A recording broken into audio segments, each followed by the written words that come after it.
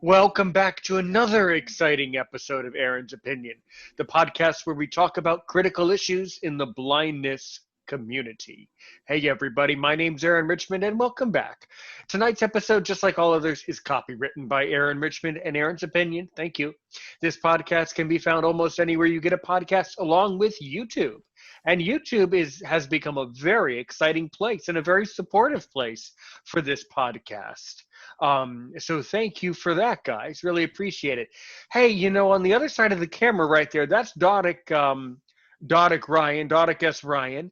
But you at home remember him as Whistler. Now, he came on our show a couple months ago. It was over the summer. I think it was August-ish. And we had a big philosophical conversation about the universe. I'm sure you remember that, and if not, you guys can check out the episode.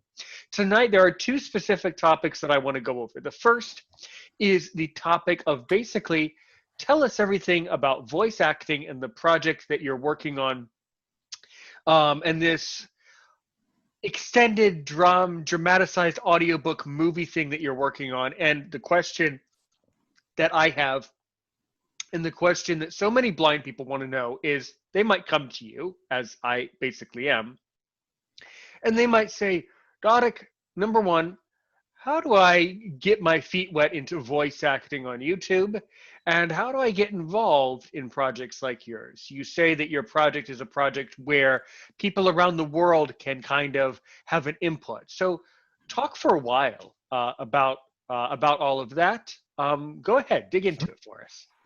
Yeah, first, I'd like to say that the voice acting and my actual audio movie are kind of two different things. There is no real voice acting in the movie. It's just my audio description voice. So voiceover known in the industry, not the screen reader. I actually use all different types of computer screen reader voices. A lot of Siri voices, a lot of vocalizer voices, so they're at least a little more high quality. But the point is that I'm using the artificial voices for the voice actors. And so there isn't really voice acting per se to be done, because we all know how a screen reader sounds. It's very monotone, so you can't really get the effect. I wanted that because, like how we experience when we read books, it leads us for our imagination to fill in the gaps. So I leave the audio description in the movie pertaining primarily to environmental things with a little bit of facial expressions, but the rest is really left up to the listener to kind of build a story on it. So, and it wasn't a book at first. It was just, oh man, this project got started because I heard a clip. Well, it was a full thing. It was only a couple minutes long, called Two Screen Readers in a Bar. And it was just basically the Apple voiceovers voice and then a Jaws Eloquence voice. Just chit-chatting back and forth. Obviously, it was a Jaws for Windows bashing type of audio. But as horrible as this clip was to listen to and how cringy it was, it sparked the idea for me to create this. You can almost call it a full feature film, but obviously it's not film, it's audio. But shortly after that, so we're talking like 3 weeks ago, I wrote an 11-page script, completely written out, like all the and the script is actually included in the final release package that people can get. So I got this 11-page script, audio description, all the voices, and then I have to go through, play it line by line, switch the screen reader voice to that voice as I go. And then once I had all that, I put that together with the sound effects and then laid the musical track, which I didn't know how much of an effect music has on a story until you get it all laid out.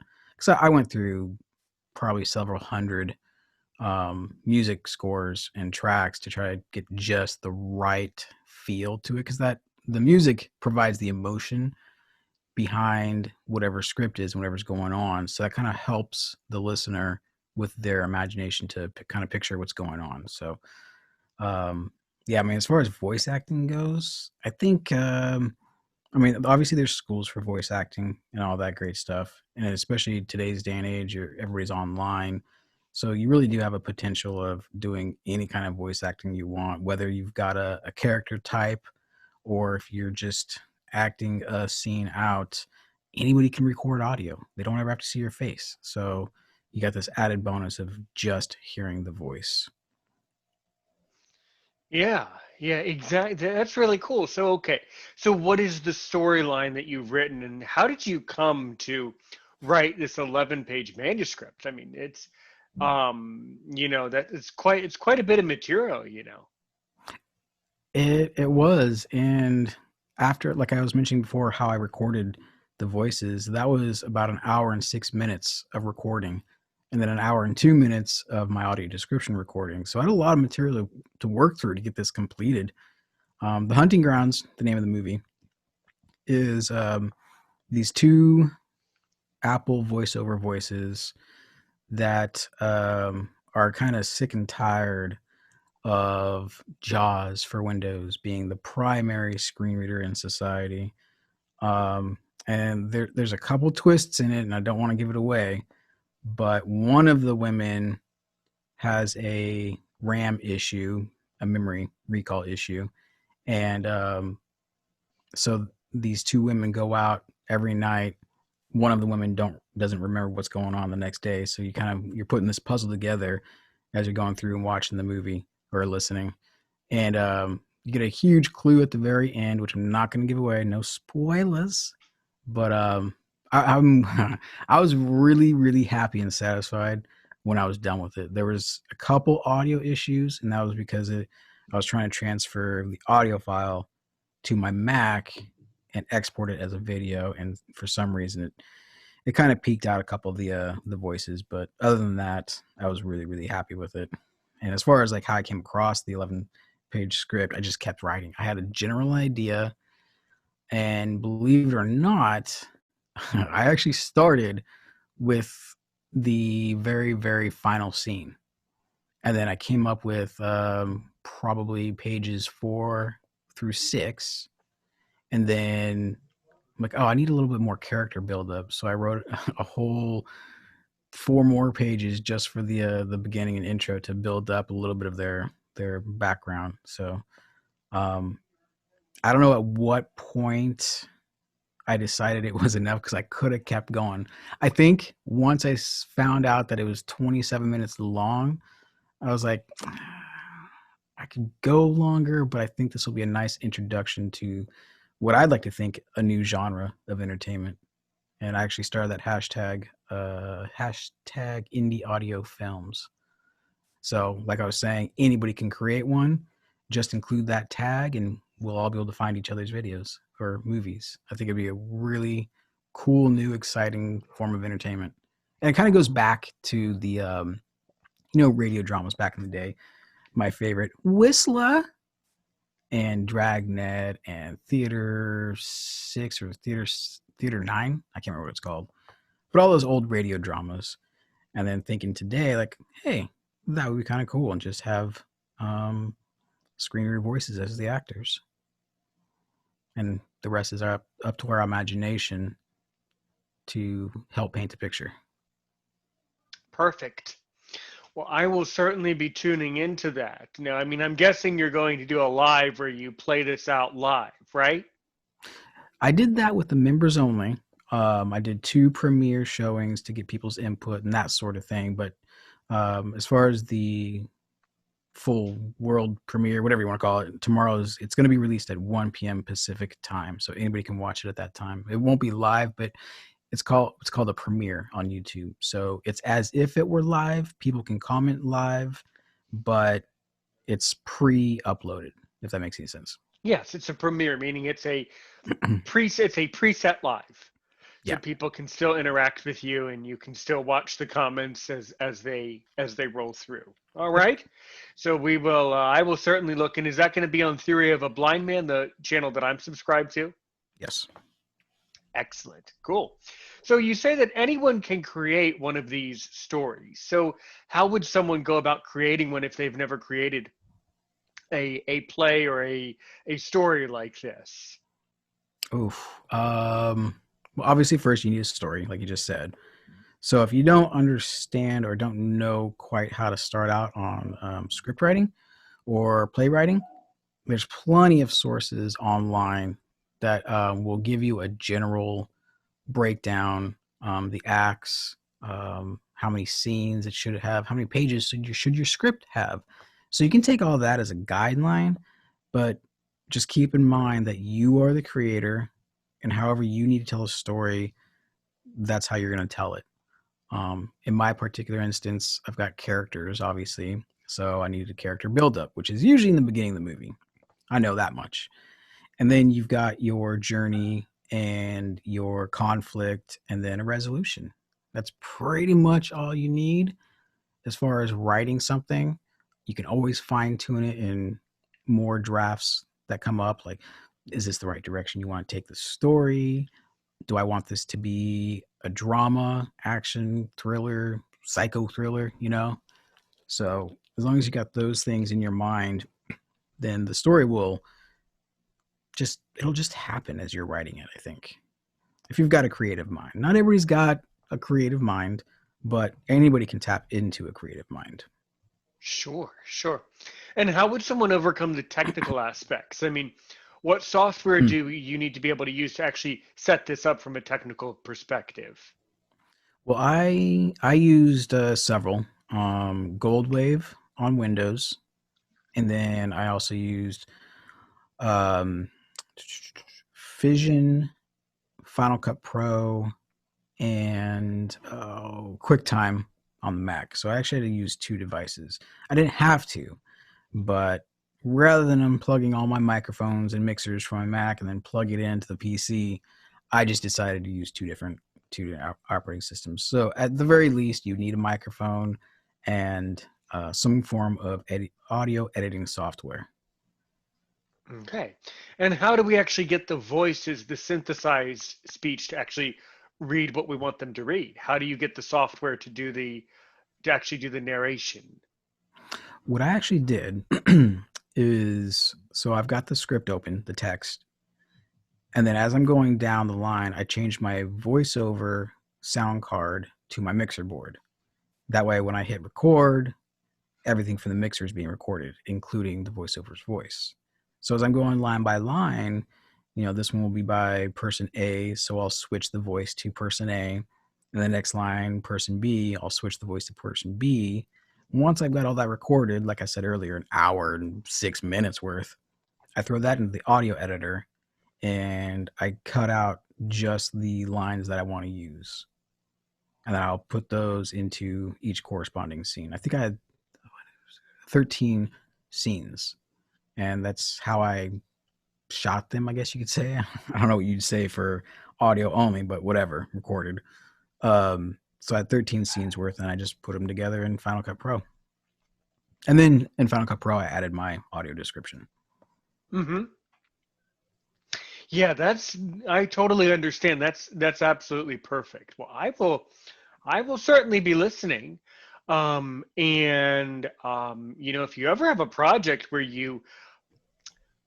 I don't know, where you like want to get a bunch of podcasters and YouTubers together and you write us a script and we kind of do like how do I even explain it? Kind of like what you did with the voice record, but like with real voices, not people. So we kind of record a action audio movie. Mm-hmm. I would love to help you with that. I was helping. Of course, I don't want to give you any spoilers either, but I might have been helping another podcaster in the community doing some acting, some voiceover for them. So Mm-hmm. stay tuned to the channel for that. That's going to be very exciting when it comes out. But yeah, I completely support this idea. I think this could be the next thing. Um, and I don't know, man, maybe, I mean, I know you don't do the podcasting side as much as I do, but maybe you could, oh, wait, here's an idea for you to try if you want. you could do a podcast using just voiceovers, and you could have like the Apple voice, the Siri voice introduce the content, and then you could have the synthesized voices actually do a podcast where they read their own material as kind of I like a. kind of did something like that. I sent you the link to the playlist, and in that playlist, there are several videos where they're basically news anchors talking about breaking news. One of them had to do with an on-set tragedy for the film. One had to do with the upcoming release. So yeah, I introduced other characters as a promotional tool, marketing tool for this Mhm. project. So that was kind of fun too. I mean, it was short, but it was just a little breaking news thing. Yeah, yeah. Well, okay. Well, we will certainly. I will certainly post a link to the video on the Aaron's Opinion Facebook page, and of course, if I don't watch the premiere in progress, I'll certainly take a closer look and tweet it out for you for sure, Well, and put thank it you. up on Appreciate my it. page. Yeah, you're so welcome, man. So welcome. The other thing that really caught my attention, and I hope that you keep doing that. I want to see it to believe it, and I want to give it a listen, give it a play, and see what I think of it. But I'm sure I'm going to be really, really, really pleased. Oh, okay. There was a thing that I wanted to say, it was hovering around in my mind. You should join my WhatsApp group for Aaron's Opinion, because there is one of the people who I just interviewed is a composer, and Mhm. he writes music for like TV shows, and he wants to eventually write for like movies and stuff like that. And he That's cool. played some of his music that he had written, and it's like really professional. So it's Nice. someone that you should, in my opinion, you should be aware of him. Um, Guess what? I forgot who he is. I forgot his name, obviously, because I in Dodek I interview. I've been doing so much content that I forget what I've done and what it's just completely ridiculous. I forget what I've actually said and what I haven't, and what shows I've done and haven't done. Um, oh, I'm forgetting his name. If you know Yeah, what? it'll If come you to you. join, well, if you join the group, I'll tell you. I'll be able to look through the list and tell you who it Mm. is. Well, that's what I Uh, was gonna ask. Doesn't yeah. WhatsApp need access to your phone number, and can't everybody in the group see your phone number? No, you can join with your email, and you can create a handle on WhatsApp, or you can Okay. show your number, but it's an encrypted chat that only has the other guests of Aaron's Opinion. So, Hmm. I mean, no, I completely understand, but I've never had any. I'm the sole administrator of it now, and I've never had any issues. Okay. Um, but there is, well, in the group, I'll tell you, if you join it, look for the person who calls themselves Phoenix. Oh, what is his name? That just irritates me to no end. Well, Phoenix, if you're out there, Phoenix, you know who you are. Um, I mean, is that something that interests you? I mean, would you like to be put in touch with someone who specializes in writing screen music for this type of thing? Absolutely. Yeah, Oh, because oh, there's okay. gonna be more projects for sure. I mean, like I Yeah, said, because this he is because just this the beginning. this guy okay because this guy though is like really serious, and he Hmm. wants like real work and real content. Nice. Um, I tell you what, I'll think. No, like you're very good. You're a great friend to Aaron's Opinion. You're extremely good natured about all of this nonsense. I'll send.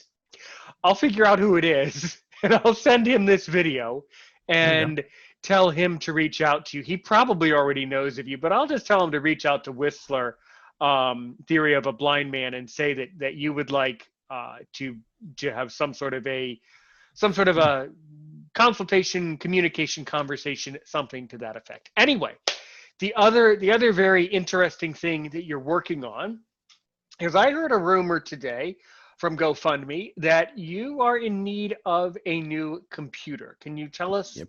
the scoop? What's going on there, man? So the computer that I currently use, the iMac, it's from late 2013, and it's my primary computer, not just for YouTube, but for work. I work for a blind center teaching accessible technology. Oh, that's right. And recently I kind of became the Apple go-to person. Right. And my computer as it is, when I bought it, with the exception of RAM, it was top of the line. It was the best GUI, or oh gosh, what's it called? Whatever the graphics card is called. And Mm-hmm. so Everything was the top line except for the RAM. And a couple months ago, I upgraded the RAM to 32 gigabytes versus the, what was it, 18 or whatever. So um, recently, once they released or started talking about the release of Big Sur, the next operating system, they had said that anything pre 2014, none of the computers will work. Well, I mean, you won't be able to upgrade to Big Sur, the new operating system. Okay. And that's unfortunate because I want to be able to stay on top of technology, first of all. We all know as new things come out, new operating systems come out, there's little things here and there that are changed. It's different on how one operating system runs from another. So that's the primary reason is to get a new computer is primarily for my clients. On top of that, when I try to, for example, editing that audio movie, 27 minutes, that took 3.5 hours to render, and it's just audio. What it should have taken more like 35 minutes at the Mm. max. Mm-hmm. If I try to run multiple programs, for example, Final Cut Pro and Ecamm and my music soundboard for Argo, all things that I would normally use for live streams, I always get the alert that would say something like your computer is low on resources. Please try closing some programs and continuing. Okay, so I don't know why.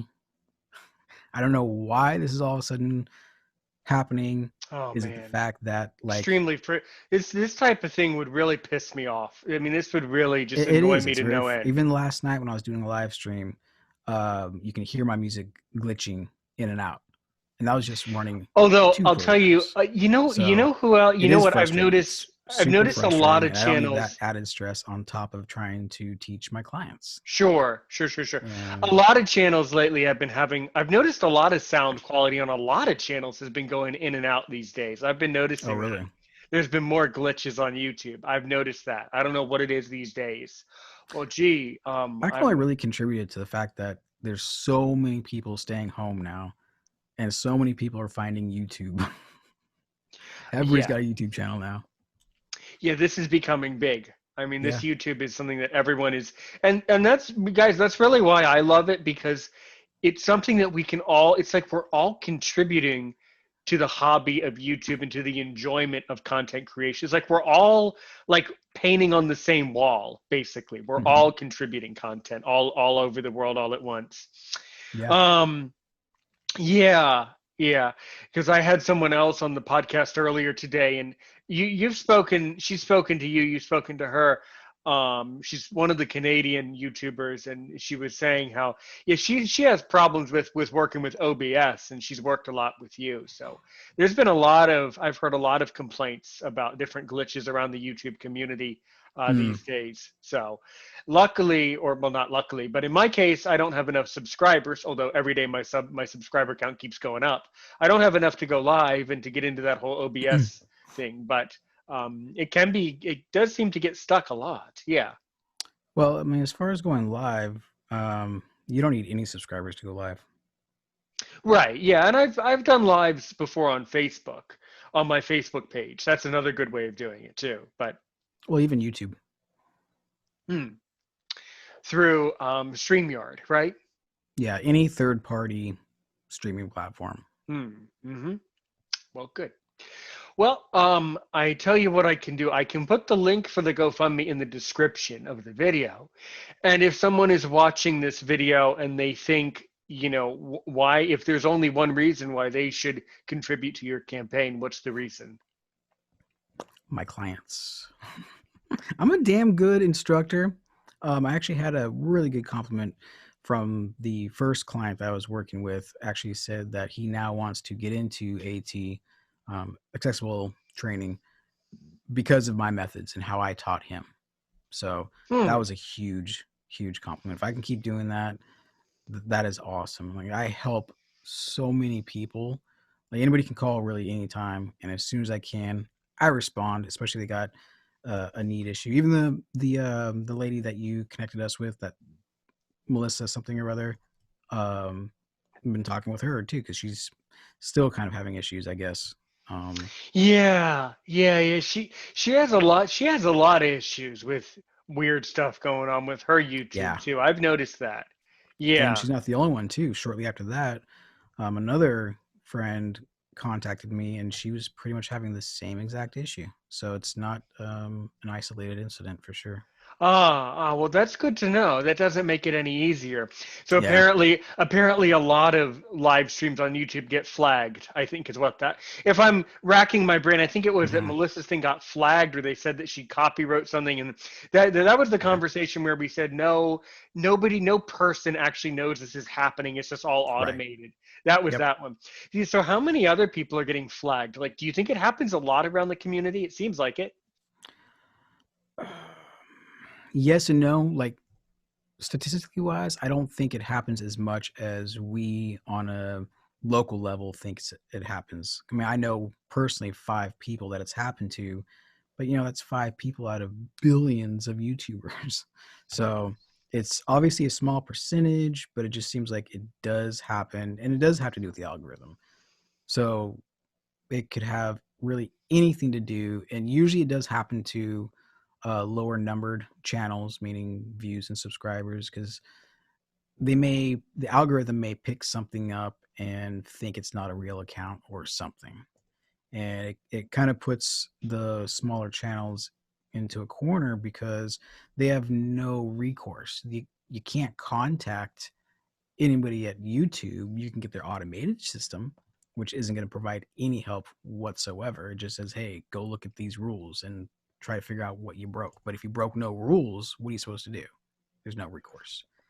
So they're kind of, that's unfortunate that they really have no way to solve their particular issue. Well, but then again, that's very concerning. The most concerning part of that is what then that encourages is that encourages smaller channels to not listen to YouTube.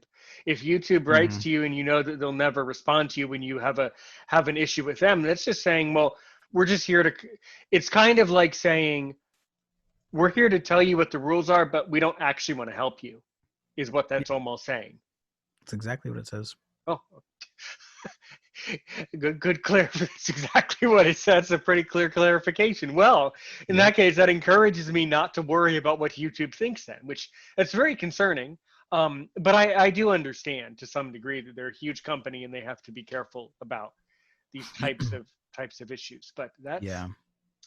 that's a very interesting a very interesting concept. Well, look, I've I've talked about, and I know this is always, and anytime, I respect you a lot, Dodic, because anytime you ask someone else for money, which is basically what GoFundMe is, in a philosophical way, it's kind of uncomfortable. So all I can say is I'm going to put the link. I'm going to put the link in the to the GoFundMe in the description for sure, and I'm sure that we will see some positive results. The other thing is, I've thrown this offer out there to other people around my podcast, and I've gotten a mixed bag, a mixed results from it. Which is that I do have a Patreon that you could join if you want, and that may or that could possibly allow me to be able to help you in the future if that's something Mm-hmm. that interests you. Yeah, I'll Um, look into it. all right, all right. Well, yeah, I've been doing a lot. I've been doing a lot more. I don't know, and it's totally understandable and totally fine with all the content that you and I are producing on top of each other the whole time. It's impossible to keep track of each other. But I've been doing Oh a yeah. lot more. It's the other thing that I've noticed too, and you're going to say this is my imagination and this never happens to anyone else. I guarantee it. Have you noticed that YouTube has been sending out less emails, even if I like push the button that says all notifications? Oh yeah. Even if okay, can you explain what's that about? By the way, I've noticed it for a couple months. What's that about? Everybody has been complaining about it. Matter of fact, only I used to get email notifications when people comment on my videos. I used to get email notifications when people subscribe. Everything. Now, the only email notifications I get from YouTube is when I go live. Nobody else. No comments. No subscriptions. Nothing. Okay, I get the comments. See, we're gonna have to compare notes because someone like when people are because now I'm to the point where people are commenting below on my videos. I Hmm. get the email notifications for those, and I get the new subscriber notifications, but Yeah. I don't get the notifications where it says like Theory of a Blind Man is live now. I have to Hmm. look in my feed and then it just flows in. See, Yeah. I think it's good for us to record this and kind of make a note of it because I think we're both of us are losing possible viewers. Actually, Absolutely. yeah, no, I'm not going to sugarcoat that. We would be losing viewers. So I don't know. I mean, if you've noticed it too, Dodic, I've Yep. noticed it. I mean, you're far more knowledgeable than I, and you're far more connected with the IT world than I. I mean, I know it's not going to do anything, but I would completely support you writing into YouTube and saying, "Hey, like, hello, we noticed." Like, what? So why would they do that? Like, is there any why would they do that? I get no. I get responses, but they're so vague No, and no, no. generalized. Why? No, no. Right, wrong question. Why would YouTube stop sending out upload videos when someone in your subscription feed uploads? Why would they stop sending out that? What do I even call it? Notification? Why would they Yeah. stop that? Notification. We. I don't know. We. It doesn't make any sense for sure. Like YouTube is a company, and when especially if channels monetize, like my channel for example, if you're not getting notifications that I'm live or has uploaded video, then YouTube's not going to get paid. So it makes no sense of why So then, certain yeah, you're notifications don't go out. I mean, you're monetized. So basically, YouTube, because of this, YouTube is losing money each time you Yeah. produce a video. Yep. I would love to know. I know they're never going to tell me. I would love to know why that's going on. They And don't. I've asked. On average, I email YouTube once a week once a because week. there's always something. I've tried emailing on behalf of smaller channels because they don't have access to emailing, and YouTube comes back and says you cannot contact us for other YouTubers. It's Well, understandable. I they mean, say it's content creators, but it's kind of like hearsay. I mean, to an extent, I understand that. But yeah, that's just a weird thing I noticed, and I thought it was just me. But mhm, then again, if they don't want to send the email, they should just take away the bell. So then they should just have the something. subscription. Yeah, That it's really weird. Well, I don't know why they want to lose so much money, but who knows? Who knows? We'll never know. I Never think it's know. a way to trim down a lot of the excess garbage that's on YouTube, What do you or at mean least by attempt to. what do you mean there by access garbage? People that are trying to push what's it called back in the day, uh snake oil salesman, pushing the fake stuff, whatever that Oh, may be. scammers? Scammers, yeah, Oh, scammers. 419ers. Okay, well, there's always Hmm. 419ers and scammers. Those are Yeah, okay. Well, how about how about YouTube just figures out who those people are and doesn't let them upload? Leave everybody else out of it. And if you're just that's going to what's that's what the algorithm is supposed to do. But let's say someone does a topic that is pretty much blackballed on YouTube, and let's say another content creator wants to debunk that topic because they feel it be necessary that the public knows that, hey, this is a scam.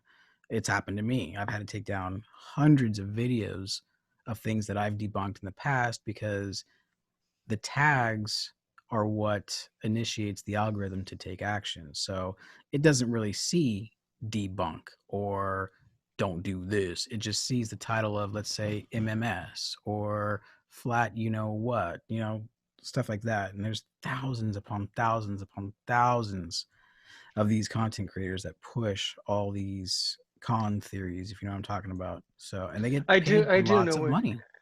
Well, people need to use their own brain and pick what channels to listen to, right? Oh, You know, absolutely. Yeah. but apparently people can't. So I don't know. I'm kind of blaming the viewer.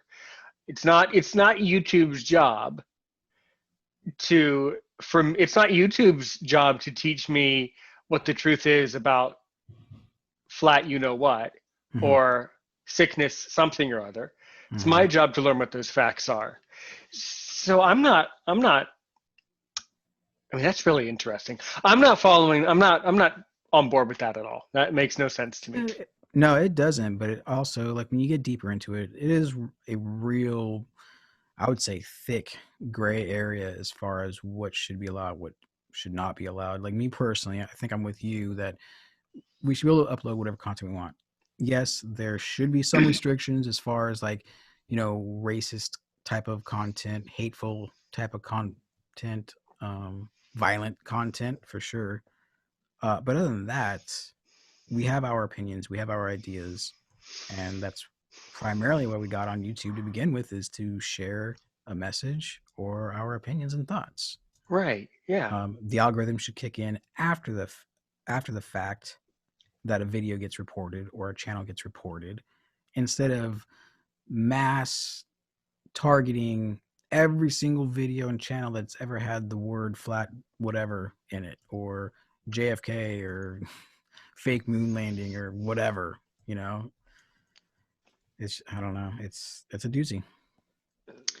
And what is the future of all this? Like, well, what more will happen? Will it just will that is this how YouTube will be run for a few more years? Do you think? How much? Where is all of this going? I guess. I don't know if you've ever heard of the adpocalypse on YouTube. It's a name that was given to the stages that YouTube has gone through, having to do with monetized channels. And the first one was a couple years ago, Adpocalypse 1.0, and that had to do with there was one single day where over, I think, like 150 channels were deleted because they're all talking about the same quote unquote fake news. Remember that the whole story of fake news when that first came out became a big buzzword: fake news this, fake news that. So anything having to do with those categories, Right. whatever those topics were, got flagged. Most of their channels were deleted. So then there's a really big clamp down on the content that we are able to actually provide on YouTube, especially if you're a monetized channel. They would say, hey, looks like you've got some content on your channel that isn't in line with our community guidelines. And you would ask them, well, which videos? And they would always just send you to the community guidelines of monetization or ad-friendly content guidelines, and basically make us try to figure out what we did wrong. So after that, I think the next year was Adpocalypse 2.0, and that was even worse. So since Google bought YouTube in, I think, 2006 or something, it's just gone downhill ever since. It used to be a completely freedom of speech platform, and now, for example, when I upload a video and I mark it monetized, there's a huge list that I have to go through to check off. Does it have this? Does it have this? Does it have this? Well, I mean, so it's really fascinating to us little guppies out there in YouTube, us little guys. So what is that list? We were wondering. What do you have to check? Oh. Okay, so the first line, you expand it, and there are three options. There's mild language, three levels of language, basically. Maybe something like the SHIT word or the F word in the beginning of the video or the ending. And the second option is continuous mild language throughout the video. And the last option would be something like, really vulgar continuously through the video. So you got that category. And then you've got, hate content. There's three options there. I don't know what they are. The language one is the only one that I ever have to deal with, because I know what is allowed, what's not allowed on YouTube. There's the hateful content. There is the exclusion content. I think all in all, there are 8 total categories that we have to go through per video. And then, yeah, about 8. I see. And then in the end, do you choose the ads that are shown, or is it just Nope. is that an algorithm that plays out ads based on the audience who's watching? Yep. That's all based off the audience. Yeah. Do you ever get reports how your different ads perform, or do you ever get some analytic for that? Or Um, I get a notification in that stage where you check the boxes. It says, "Looks like you've got a high rating. Good job," or whatever it says. If at any point, like I got one video flagged for some some monetization issue where it was on limited ads. I could never find out why because it doesn't tell you. But after that one single instance, that rating went looks like you've got a low rating for monetization, and it took probably 2 months to get it back up to where I'm at now again. Well, what does that even mean? You have a low rating for monetization. What does that even mean? You'll get less ads shown on your videos because it's telling the advertisers like, hey, we don't think this content would be good for you to advertise on. So YouTube is telling the advertisers where they should or should not place their ads when it should be the other way around. Advertisers should be able to say, like, I don't care what you say, I want to put ads on this video, they're getting a lot of views, it'll make you money, come on. Right. But also, a lot of views does not mean it's necessarily, the best. Just because a video has been watched a lot, that doesn't make it the most accurate or the best one. So I see what you're saying, though. But yes. Yeah.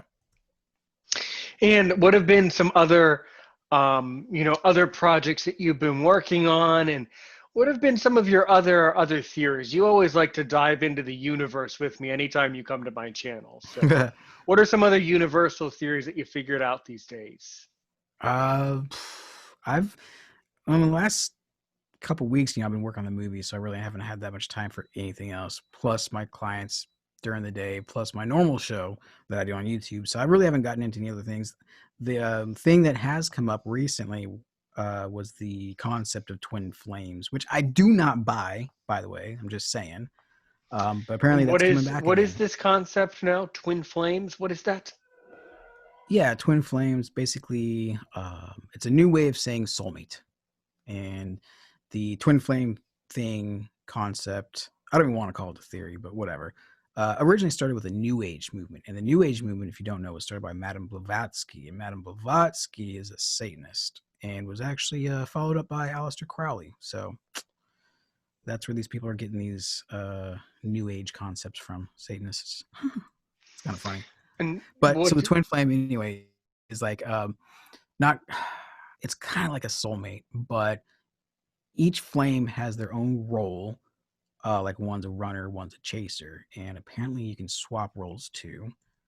I'm only bringing this up because I think the person that you were talking about earlier, talking about OBS in Canada, is who I'm currently talking about. So I'm just giving a little wink to her, you know. Um, but yeah, I don't buy the twin flame thing because that is saying that. Well, I mean, you can go to numbers, right? There's an ever amount of people being born each year. It's exponential. We're now like 7.8 billion people, whereas 10 years ago we're at 6.1. 10 years before that, half as much. Not quite half as much, but anyway, the population is growing. So how can every single person have a twin flame? The deaths and births don't match, so someone's always being left out. Plus, there's all types of ages. So it's a really hard concept for a logical, methodical mind to take seriously. Indeed, but you're very analytical. But if you look at it spiritually, right, there are some people that are going to say, well, no, well, Whistler, that's crazy. Someone could say, because some people do believe, and I believe this somewhat. Mostly, I believe that, as Samuel Clemens said, there are only 2 days in your life that are important: the day you're born and the day you find out why. Mm-hmm. And I philosophically believe that actually every person does have, every soul does have two ends, or else why are you here? I don't know. It's an interesting concept. But you are right.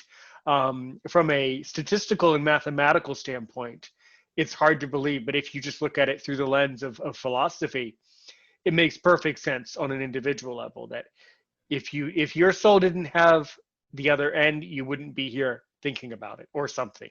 I don't know. Well, that goes into reincarnation as well, though.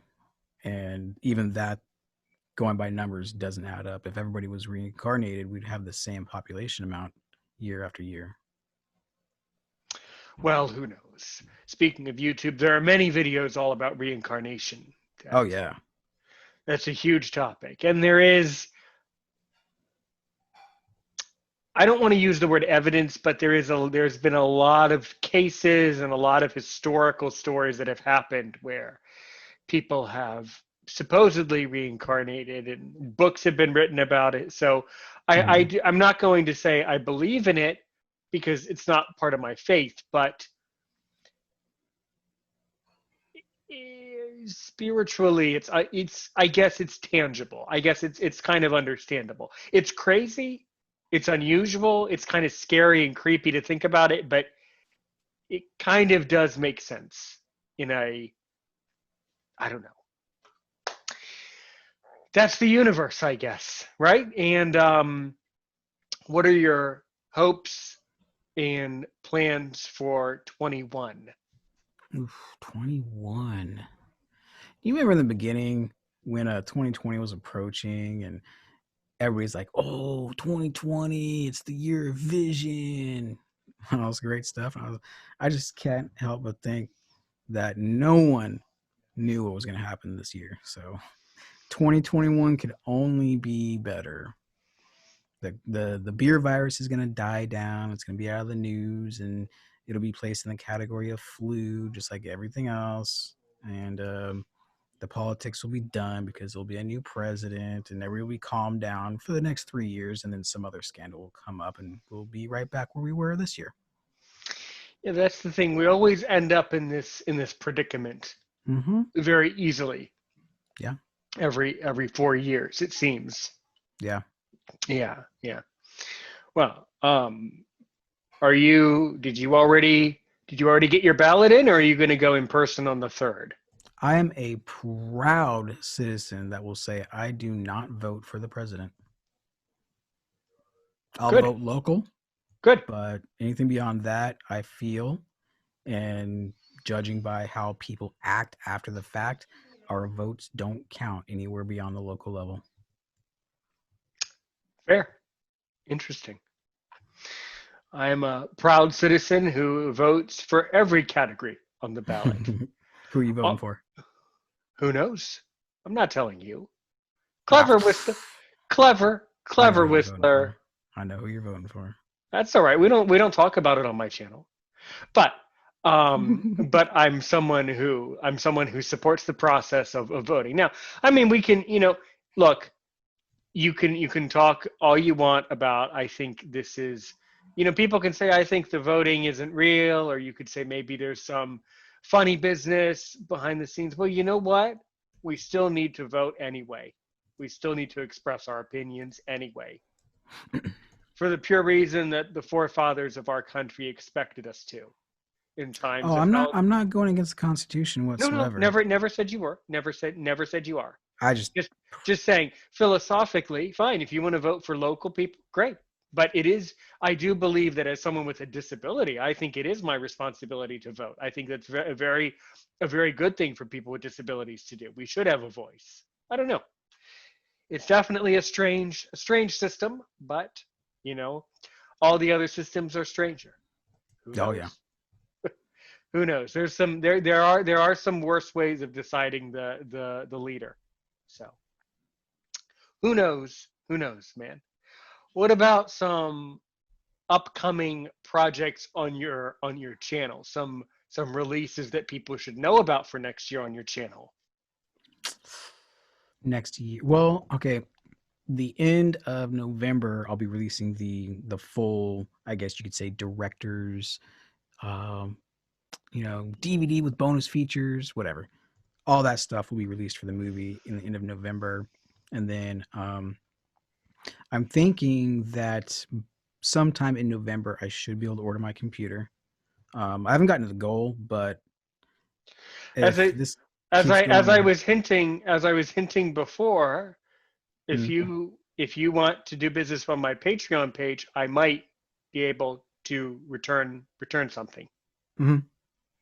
Yeah, I mean, yeah, I'll look into it for sure. So, that would be the only way that I could, apart from putting the link in the description, the only way that I could help you is if you got it's unfortunate, we live in this world. No, you help me first. No, you help me first. Well, Mm. if you help me a tiny bit, I might be able to help you a tiny bit, and then we'll both help everybody else out a lot. I believe that's a great segue into me saying this was another great recording, another great video for you. I always look forward to you on my channel. Before I forget it, because I'm bound to, the person who you should contact is Troy Thomas. I remembered the name. Do you know that Oh, person? okay. No. No, you need to. You should. Okay. That should be, and one of the things that I genuinely want to do on my channel is I genuinely want to help others and put people in contact with others who are ready to help them in real life, not in their imagination.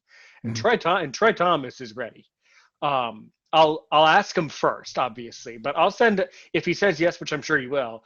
I'll send you his card, and you can give that kid a call. He'll he'll tell you everything you knew, want to know, and will ever want to know in your lifetime about producing music for YouTube videos and composing scores. And I mean, he's the guru, the person. He's the professor of that. He'll get you all straightened out with your music. No problems with that. Yeah. Yeah, I was I'll tell you about it another time. I was talking to a developer, a French person on my channel. That was an interesting. Did you watch?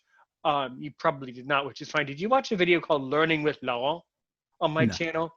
I had this French IT guy on my channel, and he built this puzzle for blind people, and he needs more beta testers to test his software. I have someone else. I have the great Illegally Cited. I put him in touch with Illegally Cited, of course, to look into it. But you might be interested in that software too. It's a very interesting concept. Yeah. Yeah, But I got anyway, Jason on well. Or I mean Jesse. yeah. Oh, did I tell you the story of how I finally called Illegally Cited, like, on the phone, Mm-mm. and how he thought I was a scammer that was going to sell him a car that he can't drive? It's true, because I called him through Google Voice. I mean, obviously, I block my identity, I block my number just for my own safety. He picked up. He was so scared. He was like, "Hello." And then I explained who I was, and he was like, "Oh, okay, it's you." I mean, he knew me right away, but he was so scared. He's like, "I thought you were just another scammer trying to sell me a car that I can't drive." I always get the insurance calls. It looks like your insurance is lapped on your automobile insurance. Would you like to re-up that? No. Stop calling me. I don't know. Maybe you should try it out when you're in, and report back to me on the deal. I don't know. I get the ones that say that I have 4 serious felonies. With the robot voice. You have 4 serious felonies. That voice. Mm-hmm. That's a cute one too. If you don't do research, you think it's real. The There's so robocallers. there's so many. The There's SSA one just is really big again. Yeah. Well, those people make a lot of money. Those Oh yeah. people, those scammers make a. I mean, it's wholly illegal, unethical, and despicable behavior. Yeah. But I understand.